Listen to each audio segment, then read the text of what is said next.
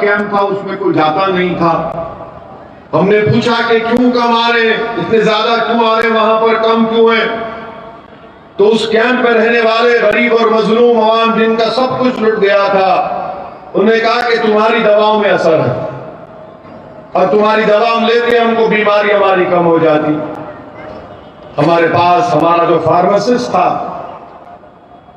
मैंने उससे कहा कि माजरा क्या है, हम तो गुनाहगार आदमी हैं,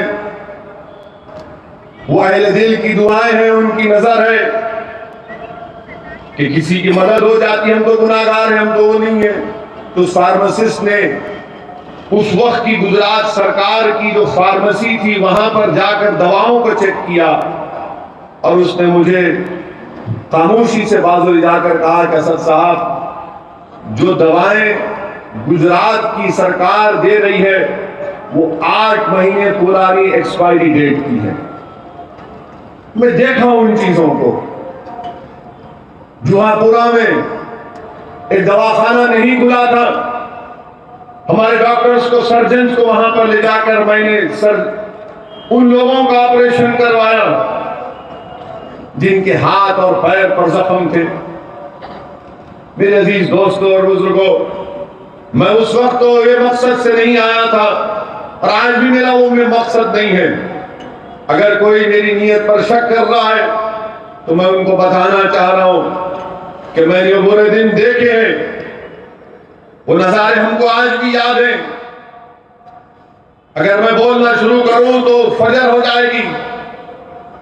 बहुत से लोगों को हम जानते हैं, वो एक दर्दनाक दौर था, वो एक बेबसी का आलम था कि जब कोई किसी के हाथ पकड़ने को तैयार नहीं था।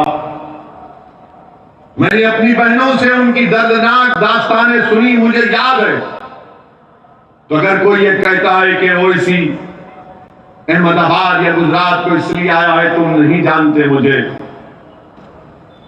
2006 में बड़ौदा में एक दरगाह को खबर के साथ रोड वाइंडिंग में तोड़ दिया गया, फसाद हुआ था।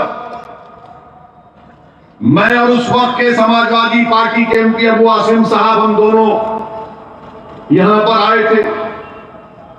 बड़ौदा में एक याकूतपुरा इलाका है, पूछना जाकर वहां पर 10 ऐसे पेशेंट्स को ले जाकर मैंने हैदराबाद में उनका इलाज करवाया था। एक का पैर काटना पड़ा जख्मों की वजह से, तो हमने उसको मसनवी पैर लगाकर बड़ौदा भिजाया वापस। हमने काम किया, मगर जब आप हम पर उंगलियां उठाते हैं, सवाल हमसे करते हैं, तो आपका जवाब देने के लिए कह रहा हूं। यकीनन हम अकेले नहीं थे, बहुत सी फलाही तंजीमों ने काम किया। अल्लाह उन सबको सलामत रखे। मेरे अजीज दोस्तों और बुजुर्गों, एक बात आपको बताना चाहता हूं।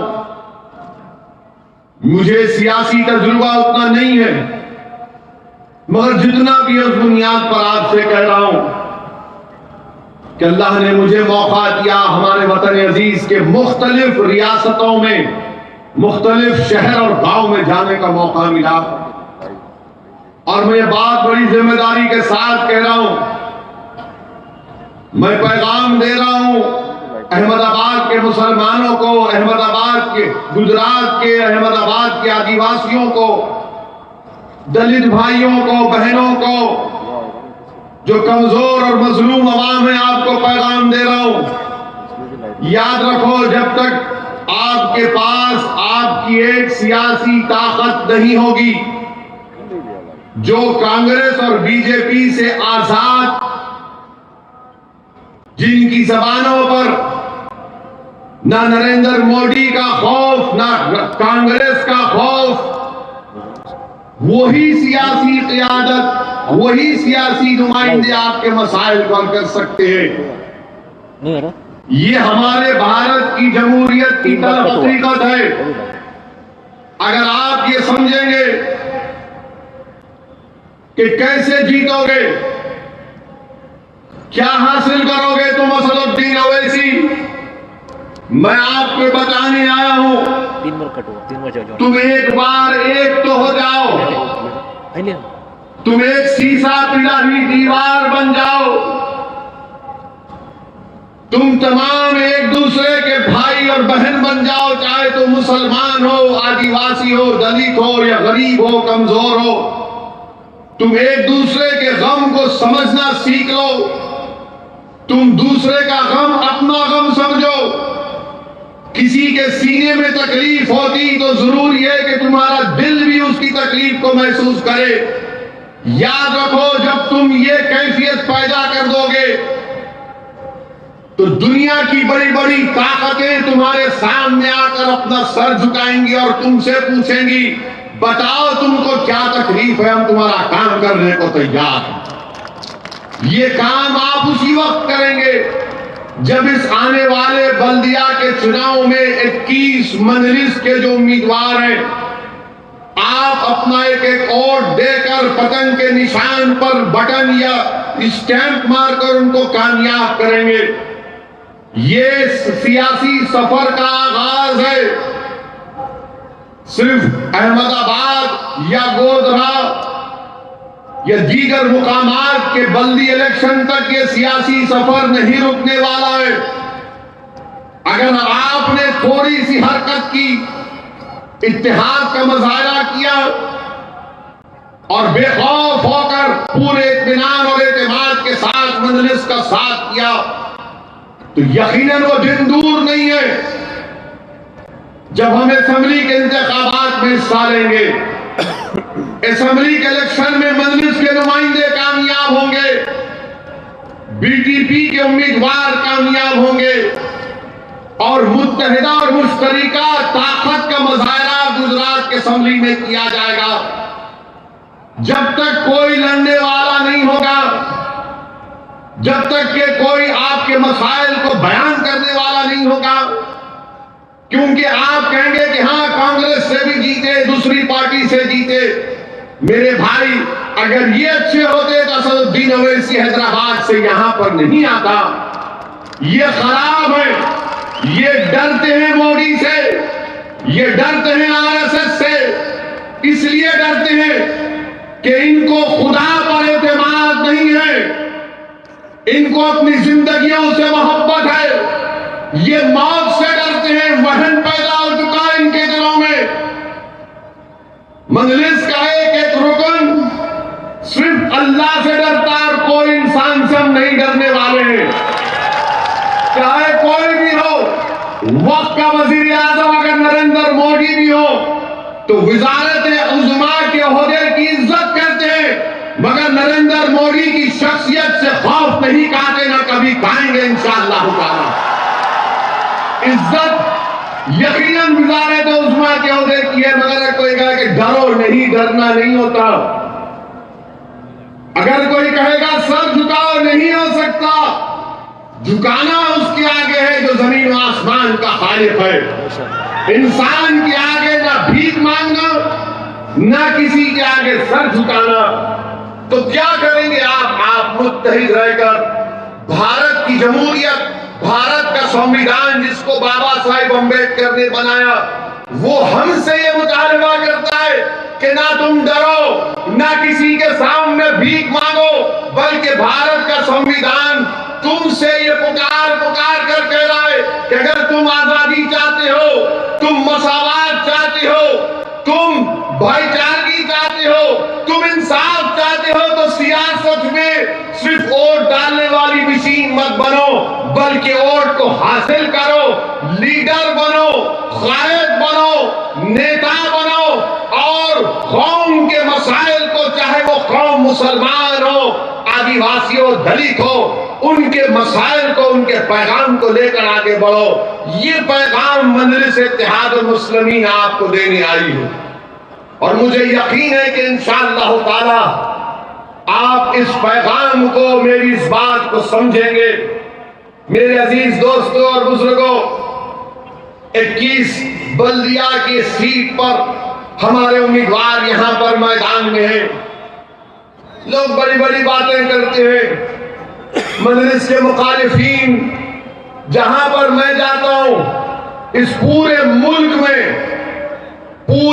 के सियासतदानों में अगर सबसे ज्यादा किसी को कोई गाली देता है तो वो दीवाना आपके सामने खड़ा है। हर कोई जो दिल में आ बटते रहता है मेरे बारे में। लोग मुझसे पूछते कि तुमको फर्क नहीं पड़ता। मैं उनसे कहता हूं कि हां, शुरू में पड़ता था, अब नहीं पड़ता। पूछिए अब क्यों नहीं फर्क पड़ता? इसलिए कि इज्जत देने वाला अल्लाह है, कामयाबी देने वाला अल्लाह है। ये इंसान लाख तो मुझे गाली दे दो, तुम मेरी तरक्की को, मेरी जमात की कामयाबी को नहीं रोक पाओगे। मेरे अजीज दोस्तों और बुजुर्गों, हम जहां कहीं भी अपनी सियासी जमात या अपनी पार्टी का आगाज करते हैं, फौरन इल्जाम लग दिया जाता है कि इनसे मिले हुए हैं, उनसे मिले हुए हैं। ऐसा लगता है कि ये हमारी शादी कराना चाहते हैं कि नहीं नहीं, इसको इससे शादी मत करो, वो उनका मिला हुआ है, ये खराब है, ये फुला टीम है, बी टीम है, सी टीम है। अरे दीवानों, याद रखो, दुनिया में कोई अभी तक पैदा नहीं हुआ जो पैसे की बुनियाद पर रसूलुल्लाह सल्लल्लाहु अलैहि वसल्लम के गुलामों के गुलाम को और दरे मोहम्मद सल्लल्लाहु अलैहि वसल्लम के कुत्ते को कोई खरीद सके। तुम बार बार इनसे मिले, अरे तुम मिले हुए हो, तुम्हारी सोच में मिलावट। अगर तुम अच्छे होते तो तुम जीत जाते, बीजेपी को हरा देते गुजरात से। तुम में ना होश है, तुम में ना प्लानिंग है, ना तुम में कोई अंग्रेजी में जो कहते हैं कि इंटेलेक्चुअल ऑनेस्टी है। तुम मिले हुए हो, तुम हिंदुत्वा का मुकाबला हिंदुत्वा से करना चाहते हो, तुम हिंदू नेशनलिज्म का मुकाबला हिंदू नेशनलिज्म से करना चाहते हो।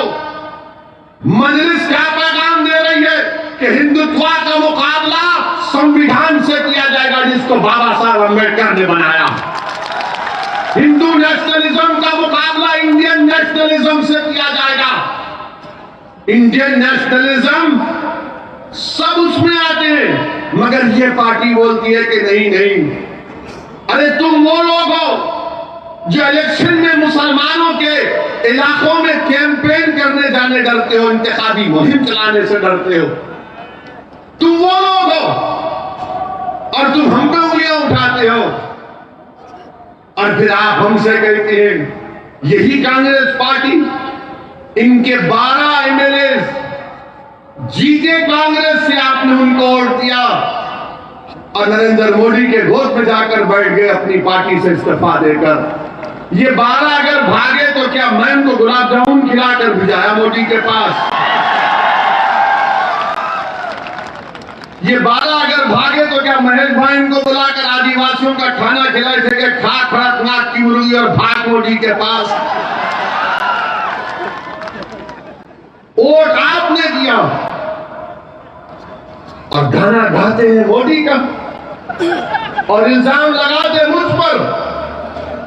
अरे अपने गिरबान में आप झांक कर देख लो, बहुत गंदगी है आपके गिरबान में, मगर गिरबान में नहीं जा सकते इसलिए कि आपकी गर्दन बहुत मोटी हो चुकी है। इतनी मोटी हो चुकी है कि आप ये समझते हैं कि हम इस मुल्क में हुकूमत करने के लिए पैदा हुए। वो जमाना चला गया, वो जमाना चला गया, वो जमाना नहीं रहा। आप ये भी जानते हैं कि पार्लियामेंट के चुनाव हुए 2019 में, आप तमाम में कितनों ने बीजेपी को वोट नहीं दिया? हाथ उठाइए, डरिए मत। आप दिए?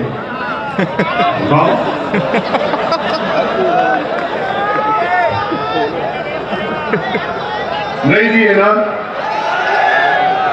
देंगे कभी? देंगे कभी? अब ये बोलो बीजेपी कैसा जीत गई?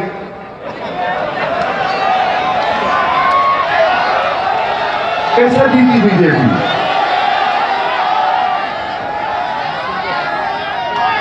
आप वोट नहीं दिए ना, कभी देंगे इंशाअल्लाह। फिर कैसा जीती? इसलिए जीती कि दूसरे पार्टी के जो लोग थे वो बोले नहीं मोदी को वोट देंगे, वहां भाग गए उसके पास। वहां जाकर वोट डाल दिए और हारने के बाद भी आप मेरे को उंगली उठा रहे, नहीं वोट काटने के लिए खाली मुस्लिम बहुमूल इलाकों में कैंडिडेट खड़ा कर रहे। तो मेरे भाई, हम अपने इलाकों में अपने घर में खड़ा करेंगे ना। दूल्हे की बारात घर से निकलती, गैर के घर से नहीं निकलती। दूल्हा अपने घर से निकलता ना बारात लेकर।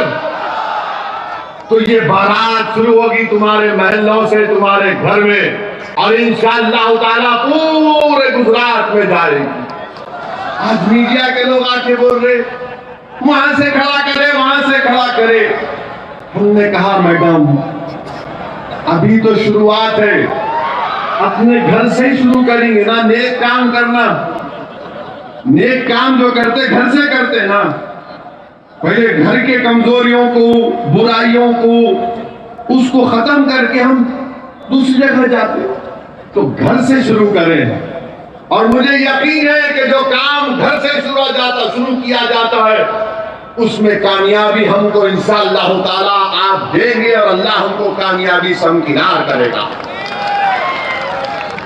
मेरे अजीज दोस्तों और बुजुर्गों, यहां पर एक लंबी फहरिस्त है कि 375 गवर्नमेंट के स्कूल से अहमदाबाद म्युनिसिपल कॉरपोरेशन में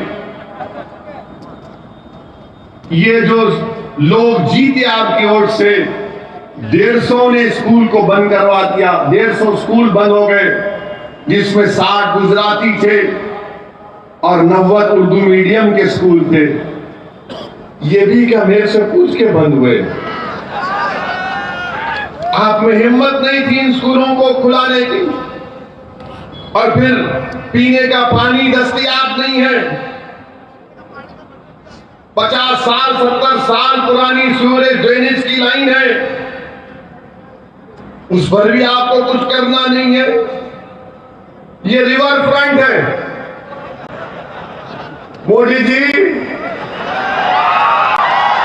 आपने रिवर फ्रंट तो बना दिया, मगर जो मुस्लिम और दलित इलाके हैं वहां पर कौन सा काम करवाया? बताइए मोदी जी, आपकी पार्टी और क्या आपकी हुकूमत ने? दुनिया को दिखाने के लिए रिवर फ्रंट, मगर जो मुस्लिम और दलित इलाके हैं वहां पर पीने का पानी की लाइन नहीं, ड्रेनेज लाइन नहीं, फ्लाईओवर नहीं, और ट्रैफिक में घंटों गाड़ियां रुक जाती हैं। मगर मोदी जी कहेंगे गुजरात आओ, रिवर फ्रंट देखो। हम आपसे कहेंगे आओ हमारे घर को देखो, हमारे इलाकों को देखो जहां पर दलित और मुसलमान बसते हैं। ये जो जीत कर गए, ये नहीं बोल सकते ये बात, क्योंकि इनको इजाजत नहीं है अपने सियासी बाप के खिलाफ कोई बात करने की।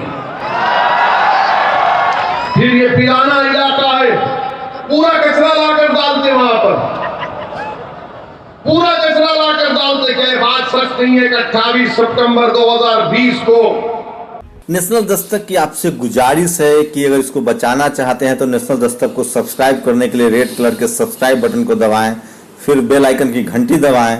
नेशनल दस्तक को बचाने के लिए बहुत जरूरी है कि हर खबर को शेयर करें, लाइक करें, कमेंट जरूर करें।